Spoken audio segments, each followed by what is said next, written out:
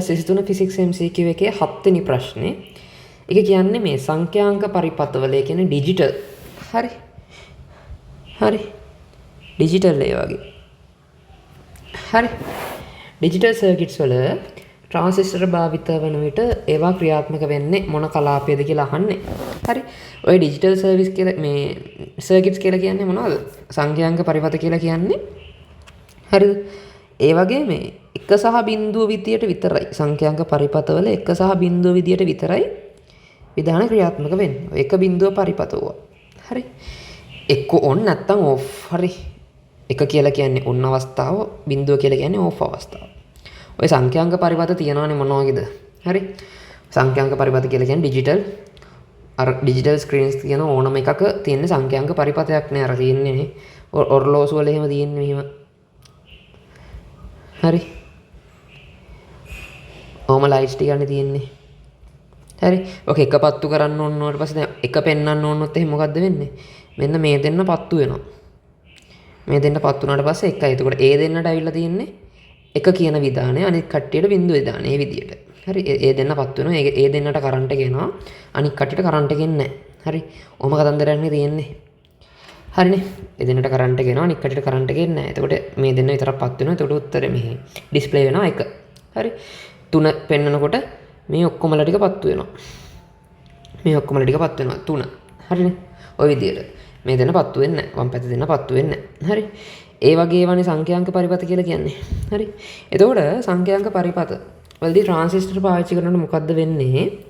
හරි. ට්‍රාන්සිස්ටර් එකක් අපි ගත්තොත් මේ විදියට සරලව. හරි.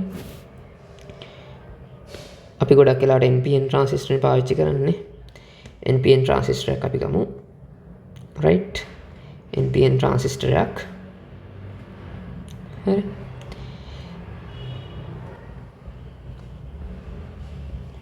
හරි. එතකොට NPN ට්‍රාන්සිස්ටර් එකක් මේ තියෙන්නේ. right.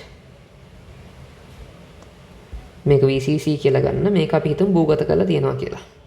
මෙතන වෝල්ටේජ් එක බිඳුවයි. මෙතන VCC. එතකොට මේ වගේ මේ 1 සහ බිඳුව කියලා අපි අදහස් කරන්නේ 1 කියලා කියන්නේ හරි VCE එක වෝල්ට් 5ක් වෙනකොට. බිඳුව කියලා කියන්නේ ඒක බිඳුවට ආසන්න වෙනකොට. වෝල්ට් 5ට ආසන්න වෙනකොටයි බිඳුවට ආසන්න වෙනකොටයි. හරිද? කොහොම අවස්ථා දෙක තියෙන්නේ. එතකොට හරි මේක තමයි ඉන්පුට් එක. මේක තමයි අවුට්පුට් එක. හරි. අපි දැන් VCC එකට 5 වෝල්ට් දීලා තියෙනවා කියලා. විභවය 5 වෝල්ට් දීලා තියෙනවා. එතකොට මෙතන සම්පූර්ණ විභවාන්තරය ගත්තට පස්සේ මෙතන තියෙනවානේ RC එකනේ. හරි. මෙතන RB එක තියෙනවා. හරි. ඔහමනේ තියෙන්නේ. ඔය මතකයෙන් ට්‍රාන්සිස්ටර්නේ. හා. එතකොට මොකද්ද වෙන්නේ? හරි. හරි. ඔහම තියෙනකොට අපි හිතමු මෙතන අපි හරි මෙතනින් දෙනවා අපි 0.5 වෝල්ට්. 0.5 වෝල්ට් දුන්නාට පස්සේ මොකක්ද වෙන්නේ? මෙන්න මෙතන BE සංදිය. හරි. BE සංදිය හරහා ධාරාවක් ගලන්න. එතන ඩයෝඩ් එකක් නේ තියෙන්නේ. يعني 0.7ක් ඕනේ එතනින් ධාරාවක් ගලන්න. එතනින් ධාරාවක් ගලන්න. ඒ කියන්නේ ගමන් කරන IB එක බිඳුවක් වෙනවා. IB එක බිඳුවක් කියලා කියන්නේ IC එකත් බිඳුවක් වෙනවා. IB බිඳුව කියලා කියන්නේ IC බිඳුවයිනේ. IC කියලා කියන්නේ ප්‍රතිදාන ධාරාවනේ. ඒතකොට ඒකත් බිඳුවක් වෙනවා. IC බිඳුවක් වෙනවා කියලා කියන්නේ මෙයා තියාගන්න විභවාන්තරය මෙයා කිසිම විභවාන්තරයක් තියාගන්න එයා තියාගන්න විභවාන්තර බිඳුව. ඒ කියන්නේ මෙතන විභවය සමානව මෙතන ඉබේට V out එක එනවා 5 වෝල්ට් විදියට. V out එක 5 වෝල්ට් විදියට එනවා. V out එක 5 වෝල්ට් විදියට එනවා. ඒ කියන්නේ මේ අවස්ථාව මොකක්ද? IB බිඳුවක් වෙන අවස්ථාව කියලා කියන්නේ අපි දන්නානේ. ඒක තමයි ට්‍රාන්සිස්ටරේ කපා හැරි අවස්ථාව. කපා හැරි අවස්ථාව. එහෙනම් කපා හැරි අවස්ථාවේදී V out එක 5 වෝල්ට් වෙනවා. මේක එක පෙන්නනවා. හරි.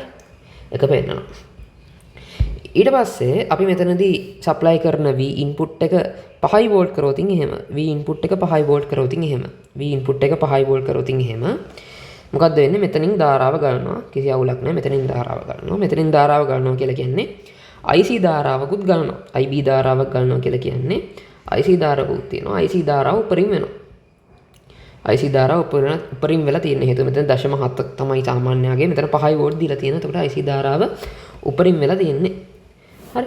IC ධාරාව උපරිම වෙලා තියෙනවා කියලා කියන්නේ IC ධාරාව උපරිම වෙලා තියෙනවා කියලා කියන්නේ මෙතන ICRC ගුණිතය හරි මෙතන මෙයා තියාගන්න විභවාන්තරය සමානයිනේ IC සහ RC ගේ ගුණිතයට.